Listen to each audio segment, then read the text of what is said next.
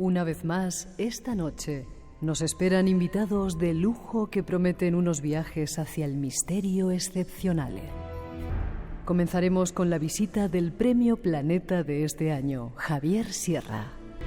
Junto a él haremos un recorrido especial por algunos de los enigmas más intrigantes de nuestro mundo.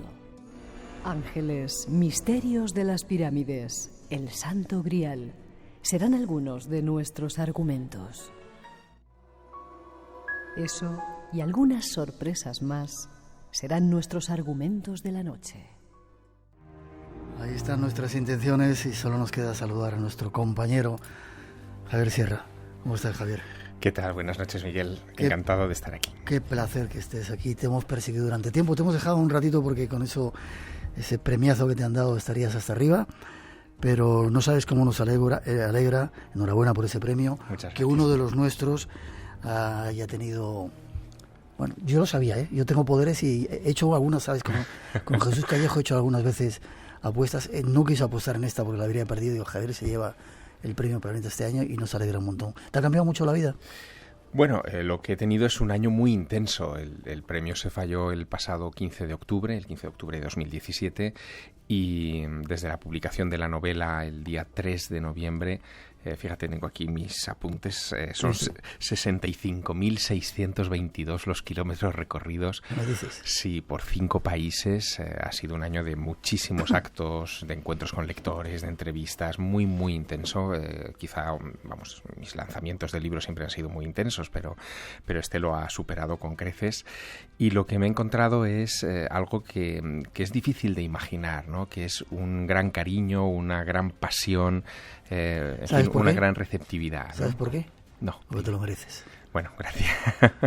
Queremos esta noche hacer un recorrido por parte de tus obras. ¿En cuántos millones de libros llevas vendido? ¿Se puede hablar de millones? Se puede hablar de millones, pero es muy difícil centrarlo en una cifra, ¿no? Porque los datos siempre llegan como muy dispares. Por ejemplo, en China mis libros se publican. ¿Me dices qué? Sí, pero ahí es muy difícil controlar tiradas, ediciones, y los datos que llegan son en fin, muy, muy raros, ¿no? Pero por darte una cifra, más o menos podemos estar hablando del entorno de los 5 millones de libros vendidos. Qué bien. ¿En cuántas lenguas? En 43 países, deben ser unas 30 lenguas o 32 lenguas más o menos. Pues te digo, nos alegra un montón, nos enorgullece que alguien de los nuestros, permíteme que te sienta así, desde luego que sí, de la familia, haya conseguido el Premio Planeta, y solamente es el principio. Con él esta noche vamos a hacer un programa especial, final de temporada, un homenaje a su trabajo. ¿Cuántos años ya, Javier? Pues ya unos cuantos. ¿Cuándo fue la primera vez que estuviste? Estuve escuchando el otro día entrevistas de esas antiguas. ¿Cuántos años tenías? Pues mira, yo llegué al Espacio en Blanco en febrero del 88. El programa empezó, como sabes, en el año 87. En aquella época estábamos todavía en Radio Cadena Española, sí, señor, en la calle Huertas, en Madrid, en el centro de Madrid. Y yo me acuerdo perfectamente de la primera vez que tú me invitaste a estos micrófonos. 30 años. Sí, 30 años. Fue para hablar de una historia que yo entonces empezaba a investigar. En fin, era muy joven. Era en aquella época, junto con José Juan Montejo, éramos 2 jóvenes que estábamos empezando a clasificar el mundo de los contactados en España. Habíamos puesto en marcha el catálogo de contactados españoles y tú nos invitaste, ¿no? Y me invitaste a que contara esa historia en los micrófonos de Radio Nacional, y bueno, fue un momento muy emocionante también en mi vida, 3 décadas ya. ¿Cuántos años tenías? Pues en aquella época yo tenía 17 años. Acababa de llegar, como quien dice, a Madrid para estudiar ya el COU en aquella época, y antes de entrar en la universidad. Así que fue todo un momento muy excitante. Me dejas y pido permiso y a ver si encontramos algunas de las fotos de ese tiempo. Dios mío. Cómo éramos de jóvenes. ¿Me dejas que salude también a otra personita que te acompaña? Adelante. Martín Sierra. Muy buenas. ¿Cómo estás? Bien, ¿y tú? Encantado de que estés aquí. Igualmente. El año pasado estuvimos juntos en el fin de fiesta del programa, ¿te acuerdas? Me acuerdo. En Arroyo Molinos, y hoy estás aquí, el hijo de Javier Sierra. Te va a adelantar, ¿eh? Ya me he adelantado. Sí, ya te he adelantado. ¿11 años tienes? Sí. Prepárate porque nos vas a contar esta noche tus misterios, ¿vale? De acuerdo. Este es el programa que tenemos preparado, no os perdáis la segunda parte. Tenemos a David Cuevas también, tenemos a un personaje que se mete en sitios raros y vamos a pasar miedo con él. Muy buenas. Perico, ¿cómo estás? Yo te llamo Perico, Pedro. Hombre, los de la casa tienen que llamarme Perico. El El resto que ni se atreva, ya lo sabes. Preparaos. Buenas noches. Con él hemos pasado miedo. Será en la segunda parte del programa. Pero antes, nos vamos de viaje con Javier Sierra. Queremos descubrir un montón de secretos esta noche. Salimos de viaje. Nuestro destino persigue un objeto sagrado, el Grial. Los primeros datos nos los da el maestro Fernando Jiménez del Oso. Según se cuenta, José de Arimatea, un piadoso judío de acomodada posición, fue quien se hizo cargo del cuerpo de Cristo tras su muerte. Algunas tradiciones sostienen que también conservaba en su poder el cáliz que Jesús había utilizado durante la última cena y que en ese mismo cáliz recogió la sangre que salía de las heridas del cadáver al limpiarlo. Ese recipiente, que para tan dos nobles funciones había servido, es el objeto precioso a conseguir, el Grial. La meta a alcanzar por aquellos caballeros que, al menos eso dice la leyenda, partieron de estas tierras de Gales, en el sur de Inglaterra, allá por el siglo VI. Lo cierto es que por entonces poco o nada se sabía de ellos. Tuvieron que esperar más de 600 años para que sus gestas, amores y desventuras fuesen dadas a conocer en un libro novelado escrito por un francés, Chrétien de Troyes, a finales del siglo XII. Pero no fue una espera en vano, porque lo que en ese libro se contaba fue llevado con asombrosa rapidez por narradores y juglares hasta el último rincón del continente. Así comienza la historia, nuestra historia, la búsqueda del Grial. Muchos han seguido su pista a lo largo de los siglos. Nuestro primer invitado de lujo también lo ha hecho. Lo ha reflejado en su última obra, El fuego invisible. Junto a él y sirviéndonos de su guía, buscaremos las huellas del Santo Grial en nuestro mundo. ¿Es tan solo una leyenda? ¿Es un objeto real? ¿Dónde se encuentra? ¿En Valencia? ¿En León? Partimos tras el rastro de uno de los objetos más sagrados del cristianismo. Ahí estaban los primeros datos del maestro Fernando Jiménez del Oso. Qué grande. Además lo centraba muy bien, porque hablaba de Chrétien de Troyes, este trovador que en 1180 escribe el cuento del Grial, que es el primer texto en el que se cita precisamente ese término, Grial. Y esta es la sorpresa con la que, en fin, yo me pongo en marcha, ¿no? Yo me doy cuenta de repente de que en la Biblia, cuando se menciona la última cena, el momento en el que Jesús se reúne con los 12 y toma un cáliz o un vaso, según las traducciones, en esos textos evangélicos no se menciona toma el Grial. El Grial es un término, un nombre propio que surgirá a partir del siglo XII. Durante 1200 años nadie cita... No se sabe nada de ello. Exacto, nadie cita a ese vaso, a ese objeto doméstico con un nombre que lo defina de esa forma. Y será cuestión literaria, a partir de este poeta, que surja el tema del Grial. Surge en un momento muy particular. 1180, ese arco de tiempo de finales del siglo XII, no es un tiempo cualquiera. Es la época ya de las cruzadas. Es el tiempo en el que los primeros señores feudales importantes de Europa han conquistado Tierra Santa y empiezan a traerse a Europa las reliquias más importantes de la cristiandad. Hay uno de ellos, uno de esos señores, que es Felipe de Flandes, que se trae a Brujas, a su ciudad, algo que se convertirá en una reliquia muy venerada en su tiempo y que todavía hoy puede verse, Miguel, que es la sangre de Cristo. ¿Qué me dices? La sangre de Cristo en realidad es un paño manchado supuestamente con la sangre del Mesías, en un tubo de cristal, en un relicario muy bonito, que está a pie de fiel, digamos, a pie de iglesia. Cualquiera puede ir a la iglesia de la Santa Sangre, en el centro mismo de Brujas. Es una antigua iglesia cruzada revestida con las paredes de un templo moderno gótico, y en el interior, en la cripta, uno puede acercarse a ese relicario y postrarse ante la sangre de Cristo. Felipe de Flandes se la trae de las cruzadas y le encarga, al poco de traérsela a un escritor que tenía a sueldo, todos los escritores estaban a sueldo en aquella época, que es Chrétien de Troyes, para que escriba el cuento del Grial. Y esta noche con Javier Sierra, tras el fuego invisible, te me has adelantado, porque te iba a preguntar, durante mucho tiempo no ha habido datos del Grial. ¿Es una leyenda? ¿Es un objeto de verdad, auténtico? Bueno, yo creo que lo vamos a comprender mejor volviendo otra vez a ese siglo, ¿no? A ese siglo XII de las Cruzadas. Empiezan a surgir historias en torno a esa copa que supuestamente ha albergado la sangre de Cristo. Cuando Chrétien de Troyes escribe su libro, El cuento del Grial, no dice que sea el cáliz de Jesús de la última cena.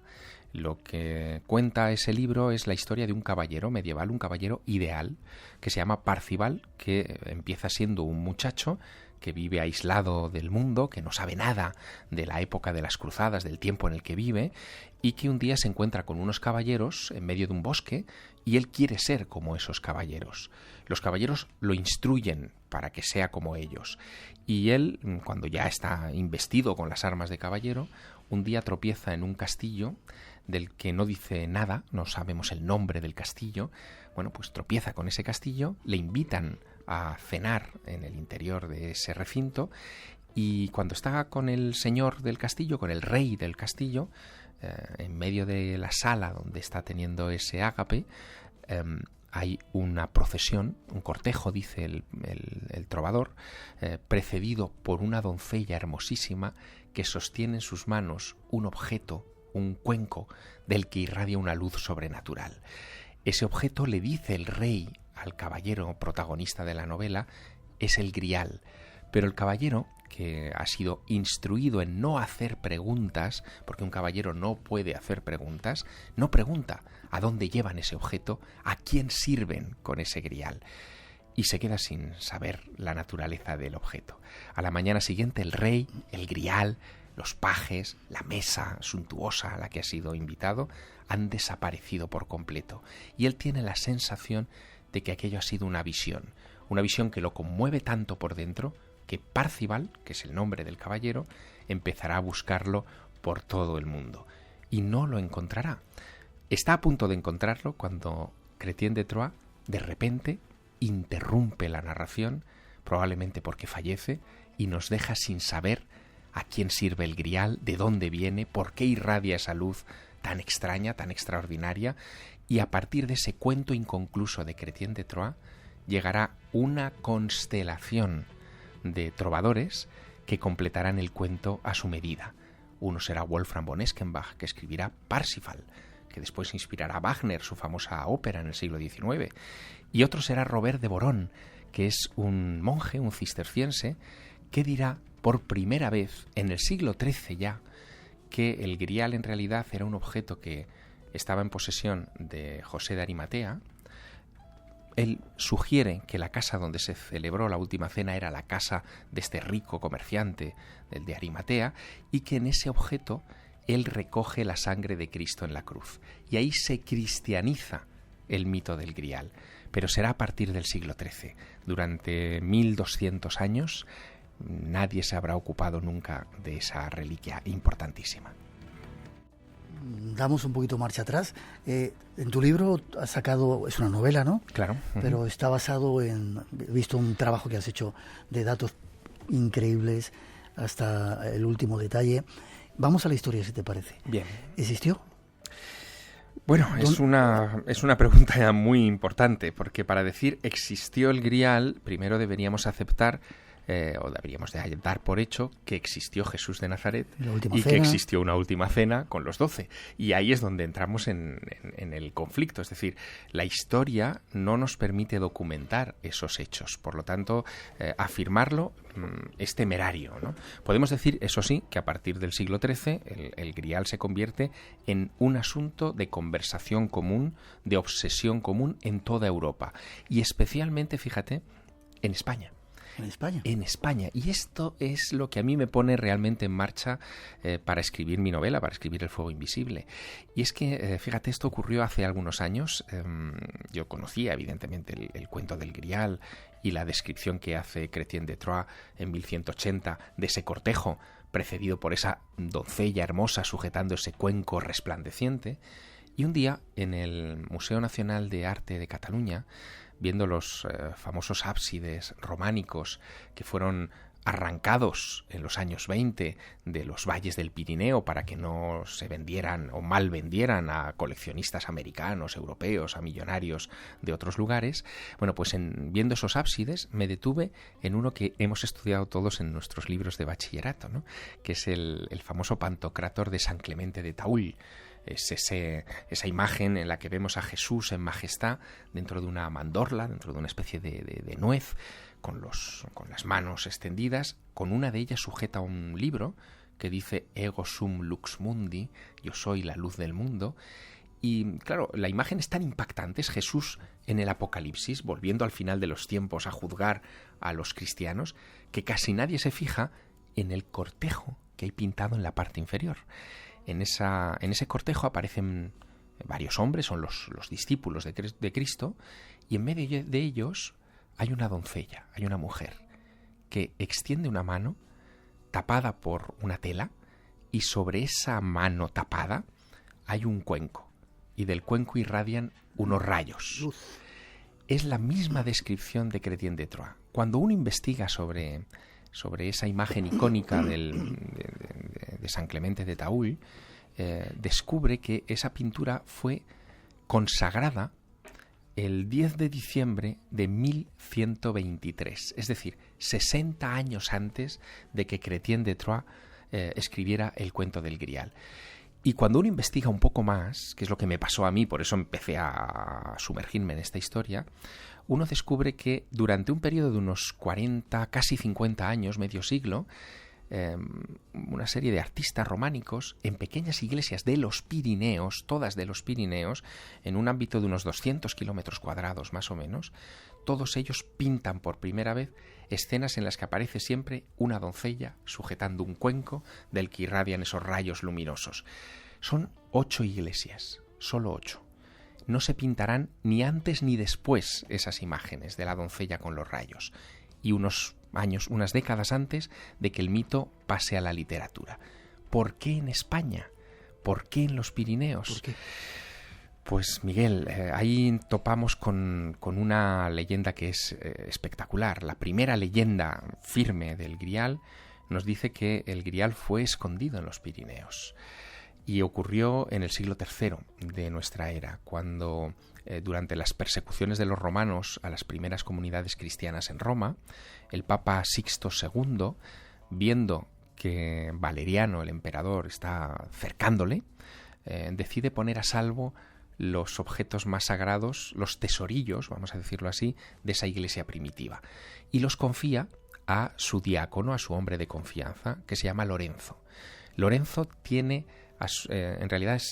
antepasados en la Hispania romana, en Huesca, y Lorenzo decide enviar esos tesorillos a sus padres en Loreto, a las afueras de la actual Huesca, donde estarán escondidos durante varios siglos. Entre esos tesorillos estaría, evidentemente, ese Grial con el que Sixto II oficiaba y que había heredado a su vez de San Pedro, según la leyenda, que se lo llevó de la mesa de la última cena en aquella noche fatal. Multitud de llamadas y mucha gente que nos está escuchando en Canadá, por ejemplo, en Quebec, en Honduras, en Argentina, en montones de lugares. No solamente vamos a hablar del Grial, avanzo para nuestros oyentes con Javier, sino de muchos otros misterios. Aceptando que fuera cierto, llega a Huesca y luego se reparte por algún sitio. ¿Y cuál es el Grial auténtico? Por adelantarte preguntas. ¿El de León? ¿El de Valencia? ¿Hay otro más por ahí perdido? Bueno, aquí digamos que tenemos dos genealogías del Grial, ¿no?, que son muy, muy curiosas y las más antiguas de Europa. La de Huesca tiene un desarrollo muy singular, porque lo que nos dicen las crónicas es que en el 711, ya estamos hablando del siglo VIII, cuando los musulmanes entran en España, las primeras comunidades cristianas que habían heredado de los padres de Lorenzo esos tesorillos, y entre ellos el Grial, lo que hacen es esconderlo cada vez en lugares más remotos. Pasará así, por ejemplo, a un lugar que es fascinante en digamos en la entrada de los Pirineos, en Huesca, que es el monasterio de Yebra de Basa. Es un santuario casi rupestre debajo de una cascada natural, un lugar espectacular donde estuvo escondido un tiempo. De ahí pasaría a Jaca, y ahí entraría en contacto con las primeras dinastías de los reyes de Aragón. Ramiro I sería el que construiría la catedral de Jaca, dedicada a San Pedro. Supuestamente San Pedro es el heredero del Grial, por lo tanto empiezan a dedicarse una serie de iglesias muy curiosas en todos los Pirineos a San Pedro, donde se cree que estuvo el Grial. Y si alguien va hoy a la catedral de Jaca, yo eso lo cuento en la novela, verá que hay unos capiteles muy antiguos donde se cuenta la historia de cómo Sixto II le entrega un saco a Lorenzo para que se lo lleve. Eso está representado allí. Por lo tanto, la leyenda en la época de construcción, estamos hablando del siglo XI, en los Pirineos, ya estaba muy arraigada y se estaba representando. Bueno, ese objeto terminaría derivando al monasterio de San Juan de la Peña, que es el lugar más sagrado de Aragón, digamos, ¿no? Y en San Juan de la Peña la leyenda se convierte en historia. Y hay un punto de inflexión. En 1399 dice el pergamino número 136 del Archivo de la Corona de Aragón en Barcelona. En 1399 el rey Martín I el Humano reclama a los monjes del monasterio de San Juan de la Peña el cáliz de la cena.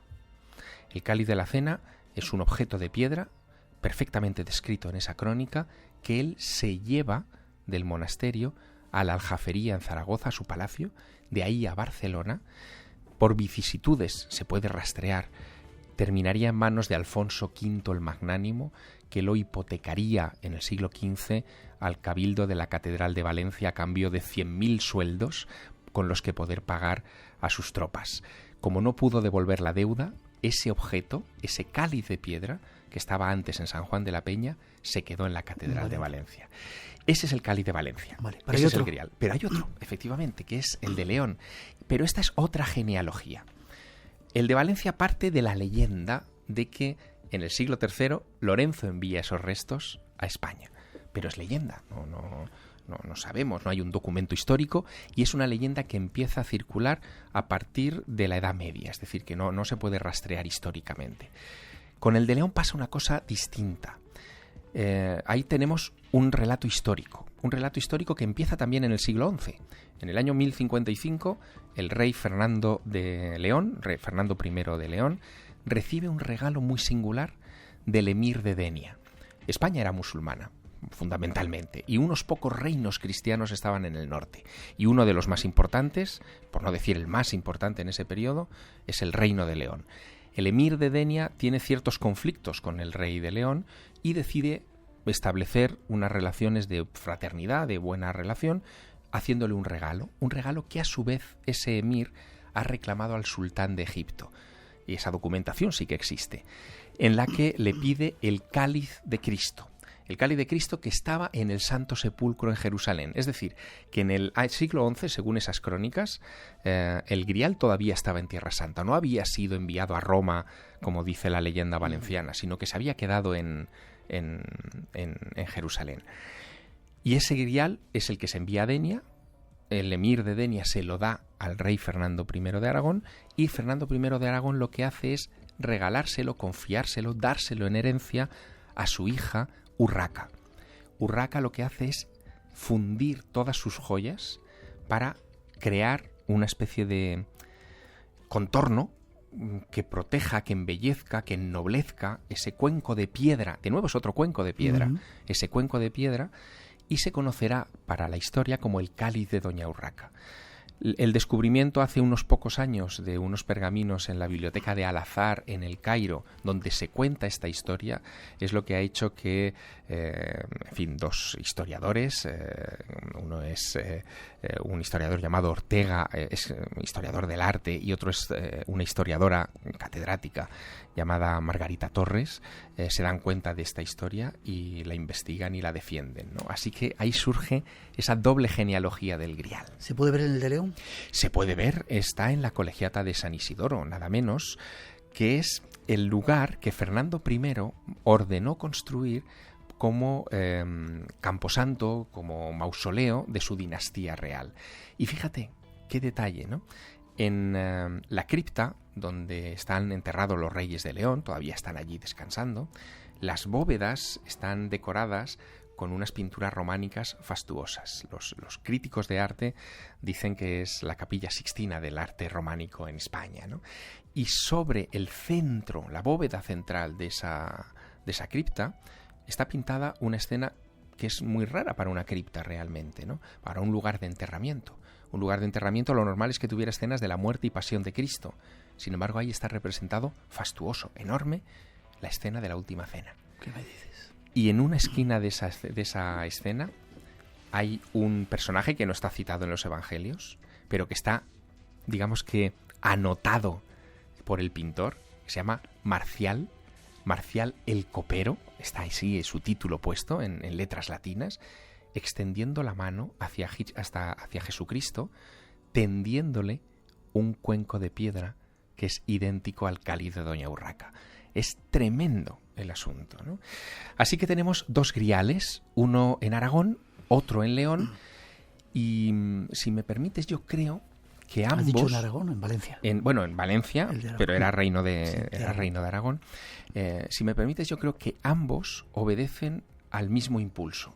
Es un impulso medieval que lo que busca es, de alguna manera, dar coraje, dar esperanza, dar ánimo a esos reyes o reinos de frontera donde acababa el mundo cristiano y empezaba el infiel, con dos objetos que probablemente se crearon como propaganda para que las tropas cristianas tomaran conciencia de que un lugar donde está el cáliz de Cristo no puede estar en manos de los infieles. Si queréis saber más, el fuego invisible. 2:38, 1:38 en las Islas Canarias. 900, 137, 137. Seguimos adelante buscando misterios con Javier Sierra. Sigamos viaje en pos de misterios. Viajamos ahora hasta Estados Unidos. Queremos conocer datos sobre el incidente Roswell. En julio de 1947, Roswell era una pequeña ciudad dormitorio rodeada de ranchos y desiertos. Albergaba además el 509 Escuadrón de Bombardeo, un grupo militar de élite. Acababan de lanzar 2 bombas en Japón y habían probado un par más en el Pacífico. Los Estados Unidos habían ganado la guerra y justo cuando todo parecía volver a la normalidad, sucedió algo extraño. Un objeto grande y plateado se precipitó desde el cielo y se estrelló contra el desierto con estrépito. Un ranchero encontró partes de lo que quiera que fuese aquello e informó a la base aérea local. Enseguida, el gobierno se interesó por el suceso y por primera y única vez en la historia del país, emitió un comunicado de prensa sobre el accidente del disco volador. Lógicamente, la noticia acaparó los titulares de toda la nación. Eran las primeras historias. Ha pasado mucho tiempo desde entonces y el misterio continúa. Nuestro invitado de hoy ha investigado el caso e incluso ha escrito sobre él. Conozcamos sus conclusiones. Cuando uno, Javier, se enfrenta a misterios de nuestro tiempo, ineludiblemente te topas de cara con el incidente Roswell. ¿Tú escribiste un libro? ¿Qué año? Año 95, fue mi primer libro, Miguel. Roswell, secreto de Estado. Y fue un libro que lo escribí en unas circunstancias muy particulares. 4 años antes, en 1991, yo tuve la ocasión de visitar Roswell. Entonces Roswell casi había perdido la memoria del incidente. No había un museo como hay hoy, Expediente X todavía no había llegado a las pantallas, ni había recuperado un poco la historia, no existía Independence Day, y todo esto es previo a la moda, digamos, de los años 90 sobre el caso. Me encuentro con un lugar donde la base militar ha sido desmantelada, el 509 Escuadrón de Bombarderos que tenía las bombas de Hiroshima y Nagasaki ya no estaba allí, las instalaciones estaban abandonadas, pero tengo la suerte, junto con 2 ufólogos, un chileno, Antonio Uneus, y un italiano, Roberto Pinotti, de encontrarnos con algunos de los testigos que ¿Qué me todavía dices? quedaban vivos ¿Sí? de aquella historia. Y en concreto, recuerdo como si fuera ayer, Miguel, aquel día de mayo de 1991, en el que no había internet, también hay que decirlo, ¿no? Es otra era, en el que localizamos por fin la casa de Walter Haut. Walter Haut fue el oficial responsable de redactar aquel comunicado de prensa que decía la introducción, en el que se reconocía oficialmente que el escuadrón de Roswell había recuperado los restos de un platillo volante. El mismo oficial que 24 horas más tarde redactó otro comunicado diciendo que todo había sido una lamentable confusión y que aquello no era más que un globo de sondeo meteorológico confundido por los oficiales de inteligencia, en fin, que tropezaron con los restos. Bueno, pues nos encontramos con aquel señor y en el porche de su casa típica americana, de porche con columpio. Y banderita. Y banderita, sí, por supuesto. En el porche de aquella casa, este hombre que ya estaba retirado, viendo a un chaval, yo entonces tenía 20 años, ¿no? Que había llamado a su puerta y que venía de España, ¿no? Que le parecía el fin del mundo, me dijo que lo que había ocurrido allí no había sido un globo sonda, que aquello era una nave de otro mundo, pero que él no podría contar más detalles hasta que muriese, que los dejaría por escrito, porque si los contaba fallaría a su juramento de lealtad al ejército de los Estados Unidos. Y Walter Haut fallece hace unos pocos años y deja efectivamente un documento para ser abierto en un notario en donde se cuenta la historia. Él cumplió con aquello que le dijo aquel joven periodista en el año 91. Y en ese documento no solamente dice que lo que cayó en Roswell fue una nave de otro mundo, sino que dice que él vio a los tripulantes de aquella nave, 4 cuerpos, que pasaron por delante de sus ojos y que desde luego no eran de este mundo. Es el testamento final, vital, que dejó Walter Haut y del que yo no tengo ninguna razón para dudar, Miguel, ninguna, después de todos estos años. Pues ya me has contestado, Javier, porque te iba a preguntar, como tenemos otros temas ahí esperando, que cuál era tu opinión acerca de Roswell. No tienes duda para dudar de que él fue el que vio ese objeto, incluso 4 cadáveres. Él y otros, porque en aquella época también recuerdo que tuvimos la suerte de encontrarnos con Glenn Dennis. Glenn Dennis era en el año 1947 un jovencísimo operario de una funeraria local, la única que tenía en ese momento Roswell, la funeraria Ballard. Tenía 20 años el chico en aquel año, en el 47, nosotros ya lo encontramos siendo, claro, un anciano, y Glenn Dennis se acordaba perfectamente cómo telefonearon aquellos días de julio de 1947, de hace 81 años, de la base de Roswell, pidiéndole si tenían en sus almacenes 4 féretros herméticos para niños. En la base de Roswell, sobra decirlo, sede del 509 Escuadrón de Bombarderos, el lugar de máxima seguridad de los Estados Unidos en las postrimerías de la Segunda Guerra Mundial, no había niños, no vivían familias, solamente militares destacados en estado de alerta permanente. Que le pidieran 4 féretros herméticos para niños les llamó muchísimo la atención y nunca supieron para qué se los pidieron. El caso es que los recogieron y se los llevaron a la base. En fin, son como esas pequeñas historias que, contadas de segunda mano, puedes pensar que, bueno, que no tienen un valor más que cinematográfico, pero contadas de primera persona por la gente que realmente lo vivió, te ponen tras la pista de algo muy serio que ocurrió allí. Esto ocurre en el año 91, Miguel. En el año 95, y tú te acuerdas perfectamente porque desde el Espacio en Blanco lo seguimos muy intensamente, se hace pública esa famosa película, esa filmación de las autopsias a 2 criaturas que dicen que son los alienígenas de Roswell. La película resultó ser un fraude monumental, pero se lanzó justo cuando estábamos a punto de cumplir los 50 años del caso y donde esperábamos la desclasificación de esa información. Bill Clinton, entonces presidente de los Estados Unidos, ordena una investigación sobre esta historia y descubre que los documentos más pegados al caso han desaparecido, alguien los destruyó. Y en esa época, año 95 y en los años siguientes, se empiezan a desclasificar no documentos del caso Roswell, pero sí documentos de la Guerra Fría, en las que el gobierno de los Estados Unidos termina reconociendo, fíjate, que en aquellos años en Nuevo México, cerca de Roswell, irradiaron a tropas americanas con plutonio, hicieron experimentos de inyección a civiles de material radiactivo para ver qué pasaba. Se estaban preparando para una guerra nuclear con la Unión Soviética. Admiten todo eso, que es terrible, no dicen nada de Roswell, pero dicen algo que a mí me parece la clave de este asunto.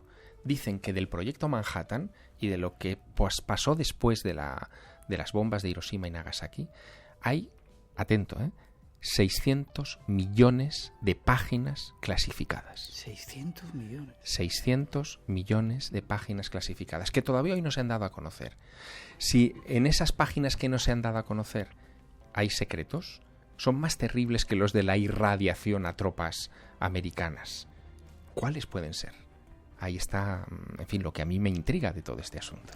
30 segundos, a ver si eres capaz de contestar. ¿Por qué nos lo ocultan? Porque cambiaría la historia. Si es lo que nos imaginamos, cambiaría desde luego la historia.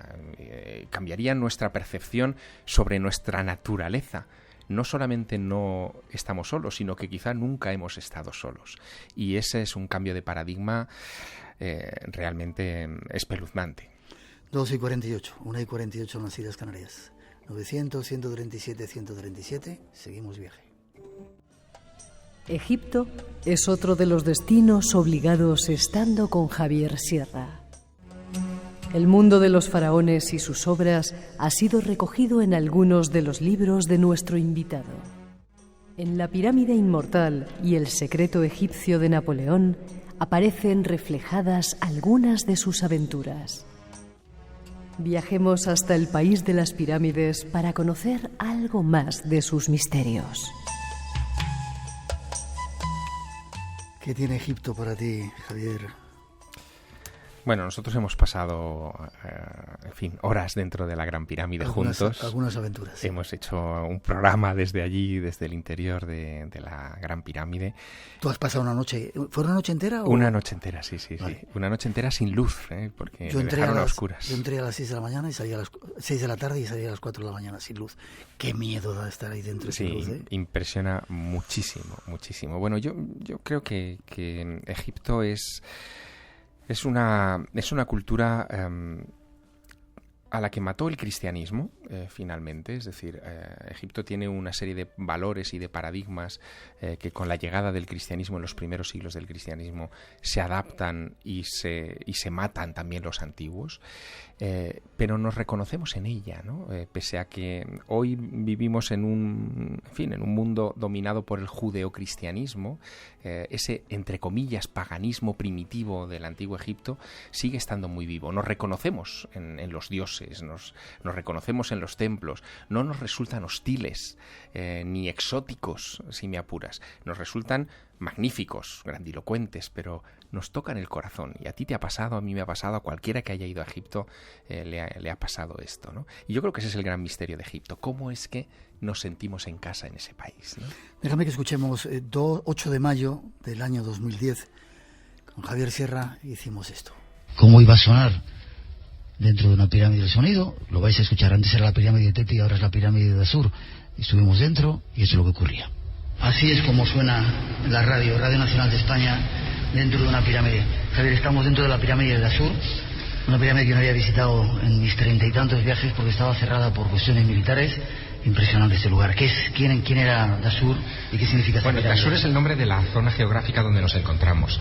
El faraón que la construyó se llamaba Snefru, fue el padre del faraón Keops y se construyó no una, sino 3 pirámides.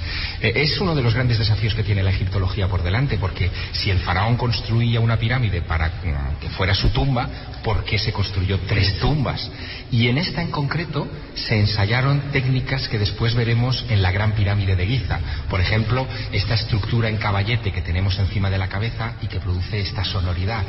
Es lo que después encontraremos en la Gran Galería. ¿Cómo sonaba estar ahí dentro, eh? Qué sonido tan increíble. Sí, es verdad, es verdad. Yo creo que las pirámides, y este es uno de los grandes misterios, cuando han sido visitadas en época de los musulmanes, en el siglo X-XI, cuando fueron de nuevo profanadas por los franceses cuando llegan en el siglo XIX, o por los exploradores italianos e ingleses poco después, arrojaron un misterio que todavía hoy nos deja, en fin, muy, muy impactados, y es que no encontraron al faraón enterrado allí, no encontraron ninguna momia de un difunto, ¿no? Déjame que te pregunte, ¿eso pudo ser porque las habían saqueado o porque nunca han servido, por lo menos las grandes pirámides, nunca han servido para albergar? Es la gran momias? pregunta. Lo que dicen los egiptólogos es que habían sido saqueadas, pero lo que parecen traslucir cuando se visitan estos lugares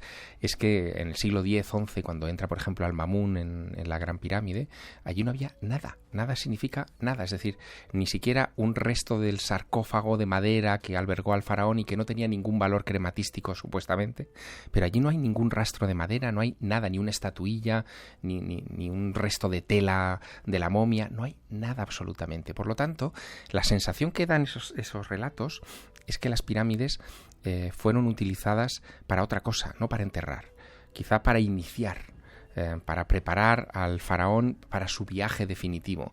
Cuando tú y yo hemos pasado esas noches en la pirámide, la sensación que uno tiene es la sensación de estar en el otro lado, realmente, de no estar en este mundo, estar ya en el otro mundo.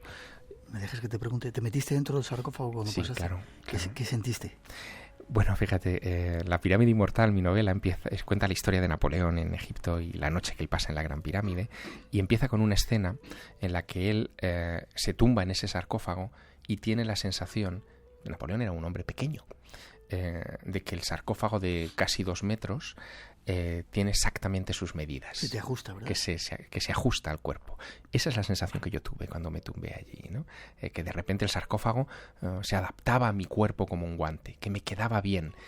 Cuando uno examina los mitos del Antiguo Egipto y descubre el relato de Isis y de Osiris, de la muerte de Osiris, del asesinato de Osiris, el asesinato de Osiris se produce en una fiesta en la que se reúnen todos los dioses, les regalan, o ofrece el dios Set, el hermano de Osiris, un sarcófago a aquel de los dioses que se tumbe en esa pieza y le quede bien, y solamente le queda bien a Osiris, que es, cuando él se tumba en ese sarcófago, el momento que aprovecha Set para echarle la tapa encima y enterrarlo en vida. Yo tuve esa sensación de que era una especie de nuevo Osiris tumbado en el sarcófago y que en cualquier momento me echaban la tapa encima. ¿Y saliste de viaje o te quedaste allí? No, yo soy un hombre poco psíquico, ¿no? Soy más bien mental, ¿no? Y no, yo no volé a ningún lado. Sí que pasé una noche de extrema alerta, pero en un momento determinado, al salir del sarcófago, me ocurrió otra cosa muy singular, y es que tuve la sensación de que había perdido definitivamente el control en la oscuridad absoluta, el control de mis límites corporales, que yo ya no era yo, en el sentido de mi límite, del cuerpo, sino que me había fundido en esa oscuridad, que yo era la oscuridad. Es una sensación muy inquietante, porque tienes la sensación, la impresión de ser un azucarillo que se deshace en una taza de café negro, ¿no? Cuando salí de la pirámide, al cabo de las horas, y me enfrenté otra vez al aire de la meseta de Giza y al amanecer de la meseta de Giza, tuve la sensación de haber hecho el viaje de retorno del mundo de los muertos al mundo de los vivos. Había vuelto a nacer. Es decir, había pasado el ciclo, luego me di cuenta, el ciclo completo de la iniciación. Había muerto, simbólicamente, y había vuelto a la vida. Y el milagro lo había conseguido gracias a la Gran Pirámide. 2 libros escribiste acerca... Sí, escribí el secreto egipcio de Napoleón primero, luego lo revisé a fondo, fue La pirámide inmortal, y luego he escrito en algunos otros de mis libros, en ensayos, en busca de la edad de oro o en La ruta prohibida, algunos capítulos dedicados a Egipto y a su gran misterio, porque es algo que me ronda desde hace mucho tiempo y que creo que no me voy a quitar de mis espaldas nunca. Seguro.